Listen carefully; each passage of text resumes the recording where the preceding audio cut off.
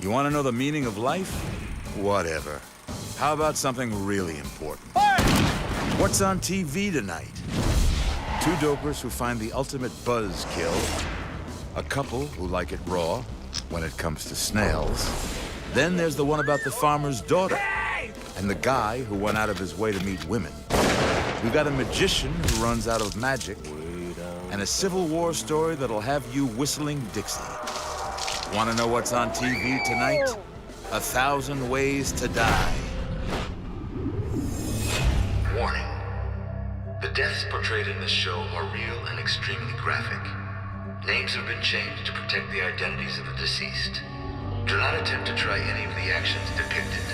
You will die. Death is everywhere. Most of us try to avoid it. Others can't get out of its way. Every day we fight a new war against germs, toxins, injury, illness, and catastrophe. There's a lot of ways to wind up dead. The fact that we survive it all is a miracle. Because every day we live, we face 1,000 ways to die.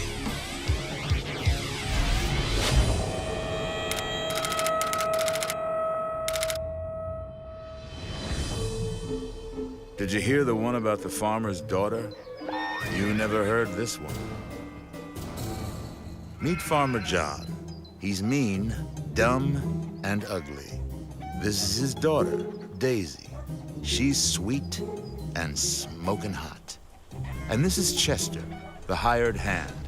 He's looking to get a leg up on Daisy.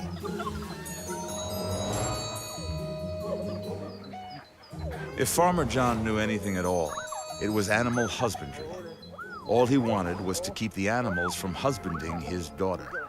But when he heard a ruckus from behind the hay bales, he knew his Daisy was about to get planted. Oh, yeah, Daisy. Oh, Daisy. Oh, yeah, Daisy. Oh, Daisy. Hey! Oh, no! The chase was on. Chester was about to go from stud to gelding. Daisy was sad because she lost her mount.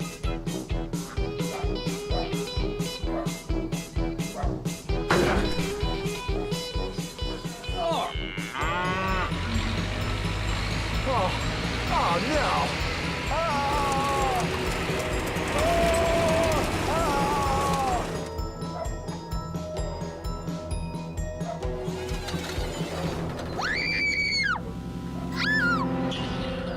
It's entirely possible that he died from crush injuries suffered from the sheer weight of the manure. The methane gas that's produced from the manure in the truck could have displaced the oxygen that he would have normally needed to breathe in and whatnot. Chester paid the ultimate price for trying to fertilize Daisy. Why does this always happen to me? Poor Daisy. All she really wanted was a stable relationship.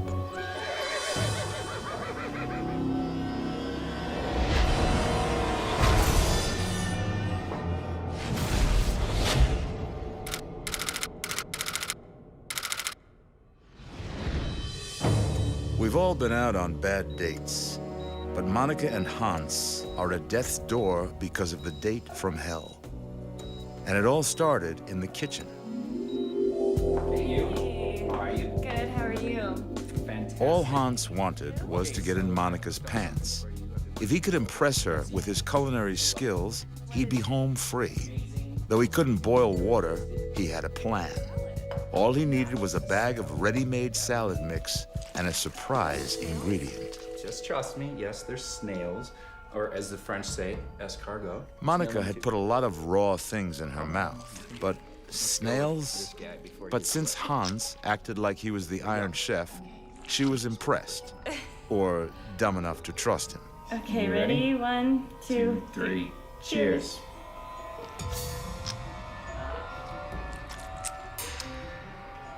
It's not bad. When Hans and Monica ate live snails, parasites called Cantonese bloodworms entered their circulation and settled in their brains. There, the worms began to make a meal of their brain matter. in terms of your brain, you have many defenses to keep out things like bacteria and viruses or any other worms that might try and crawl up there. This is one that the body's not used to dealing with, and so it seems to be able to access the brain relatively easily.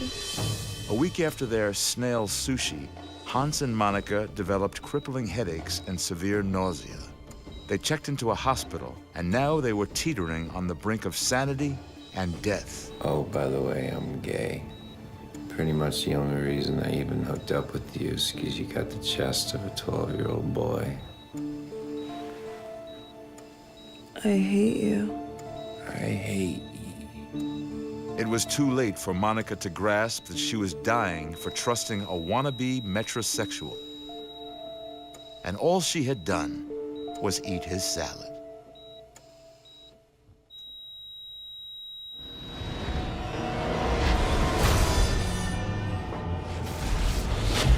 When we return, the trick to this trick is you only get to do it once. Joint. And there's a reason they call dope, dope. You dope?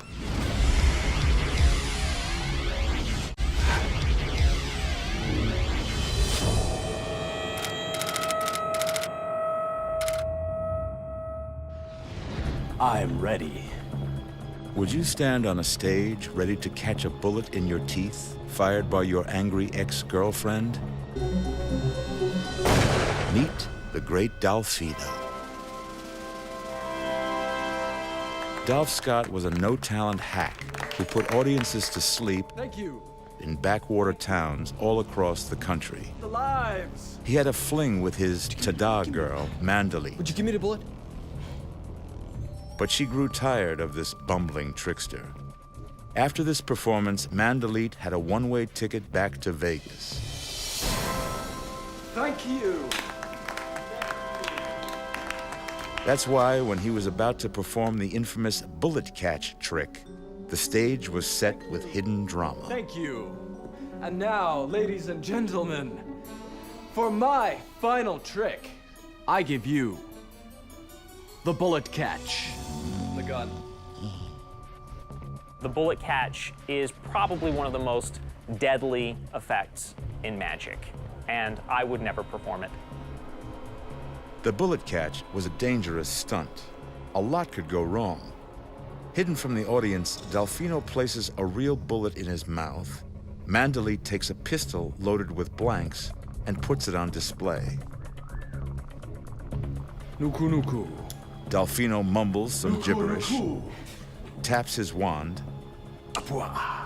Mandalee fires, and Dolphino produces a fake bullet. Mandalee, I'm ready.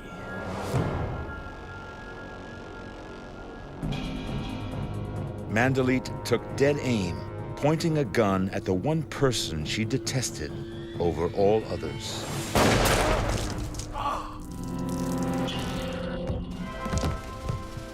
Dolphino dropped to the floor as dead as his act. But Mandalee wasn't guilty of murder, just wishful thinking. When Dolphino tapped the gun, the tip of his wand dropped unseen down into the barrel. Mandalee pulled the trigger, and the explosive force produced by the blank was enough to send the tip hurtling into his neck, severing his jugular vein.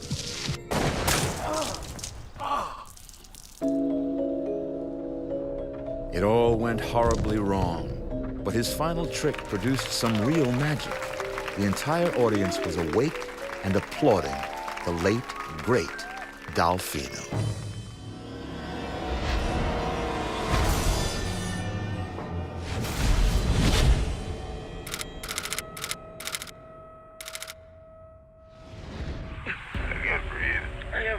On February 8th, 2002, investigators found two young men lying dead with a video camera close by.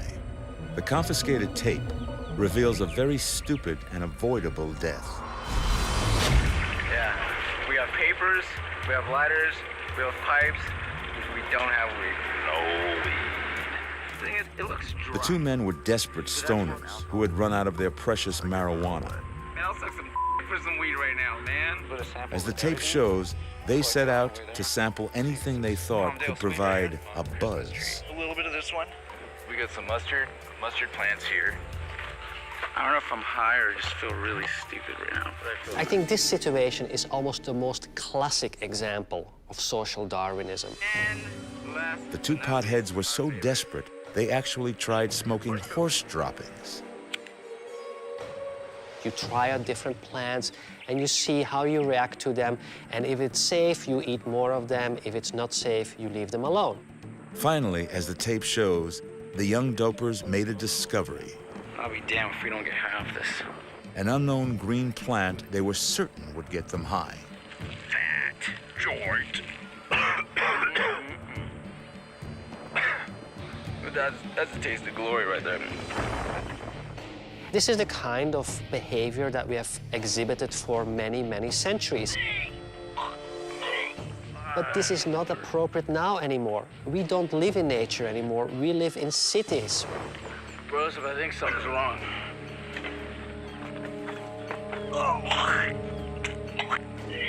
The misguided youths didn't realize that they had just smoked the leaves of poison sumac, the most toxic plant species in the United States. It caused their lung cavities to swell up and fill with liquid, a reaction known as pulmonary edema. Edema is swelling, pulmonary is lungs. The lungs are made up of air sacs.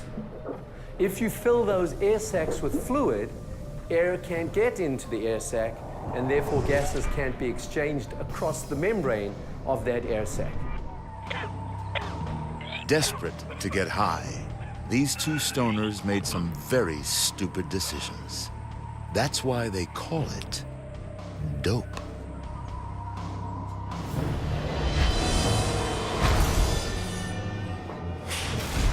Coming up, one day the South will rise again. Just not on this show. And is that a sausage in your pants? Or are you just happy to be watching 1,000 Ways to Die?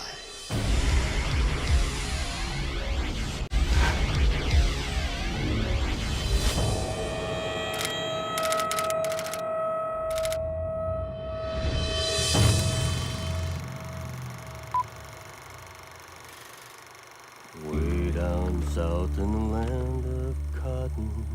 The Civil War had been over for 2 years, but somehow this ragtag group of rebel soldiers never got the message. Way down south in Dixie. But Private Willie Holmes got sick of the delusion that Johnny would someday come marching home in victory. Caught trying to sneak away, Willie was branded a deserter and sentenced to death by firing squad. Having battled side by side with him since the beginning of the war, his buddies were now faced with the unpleasant duty of whacking their beloved Willie. Present home. Their hard-ass colonel wasn't about to let Willie off the hook. Hold up. Home. The only medal Willie was going to get were 4 lead slugs in the chest. Ready. Aim. Fire.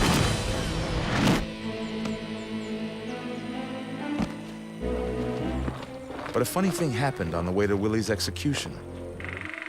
Everyone fired.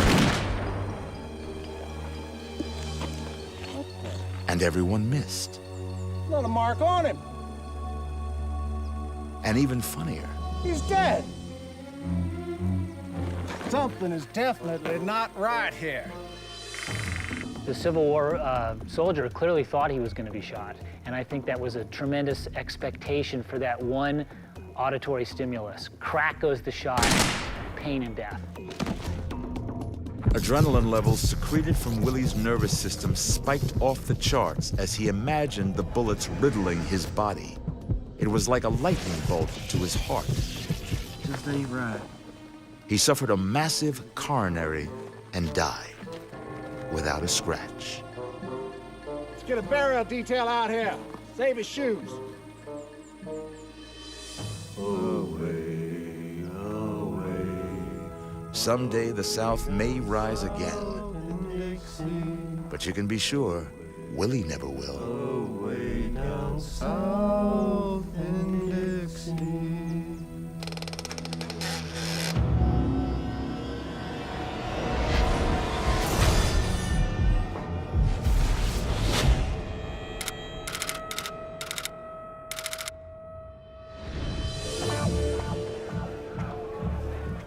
Disco Donnie Del Noche is obsessed with size. He spent his whole life being laughed at by men in the locker room and by women in the bedroom. Tonight he's fighting back. His choice of weapon? A 12-inch kielbasa. I think the kind of guy that does that is someone who feels unbelievably unsure of themselves and really, really insecure. He gets his meat missile in place, ties it down with some surgical tubing, and off he goes, ready to hit the club with his club.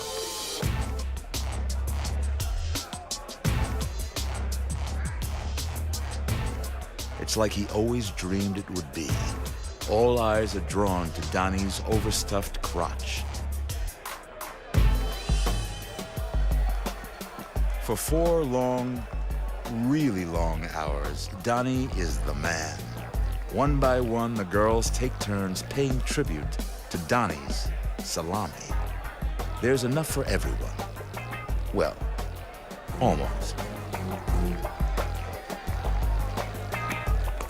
Instead of him saying, here's who I really am as a man, he's creating this fake penis and wanting to get attention by how big it is. If a woman is attracted to that, hypothetically, he's gonna take her home and show her his sausage. Suddenly, at the height of his triumph, something's wrong. It's like 1,000 scalpels are stabbing at his chest. His boogie night starts to blur. There's no way that you can tourniquet off any limb of your body for hours without having horrible consequences. He drops to the dance floor. Disco Donnie is dead. You get a clot in the leg because you've got this rubber hose tied to your leg, so that leg is not getting any circulation. That clot slowly makes its way up into the heart, makes its way into the lung, gets lodged into the lung. You end up dying of a massive pulmonary embolism because the blood can't get to the lung where it's supposed to. For Donnie, size mattered, a little too much. But for one night, this tiny, tiny man had something special between his legs. Something to die for.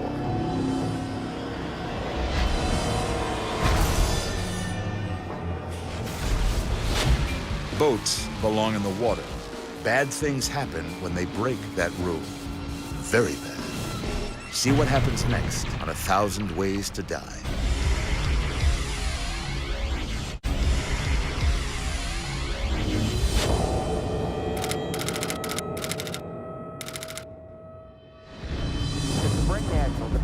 At speeds in excess of 150 miles an hour, with no brakes and no parachute, drag boat racing is one of the most dangerous sports in the world.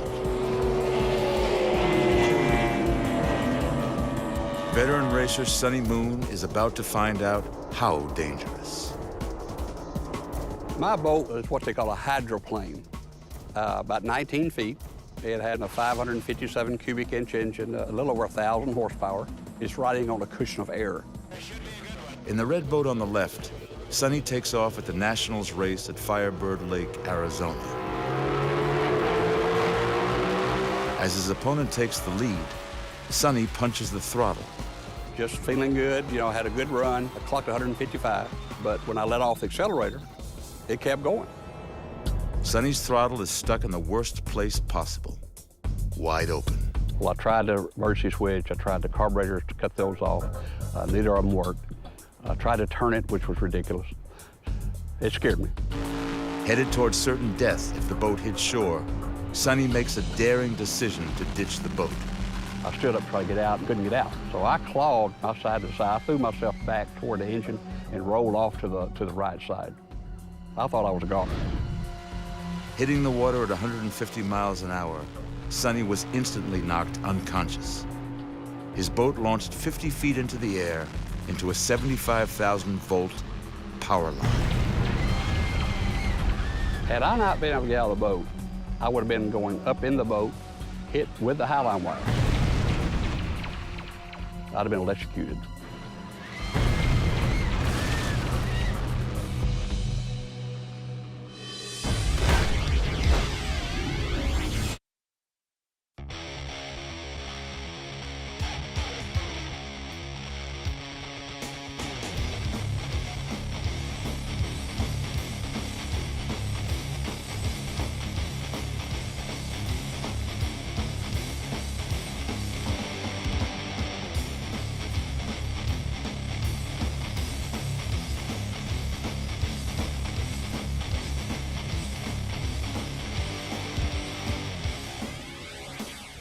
It's original.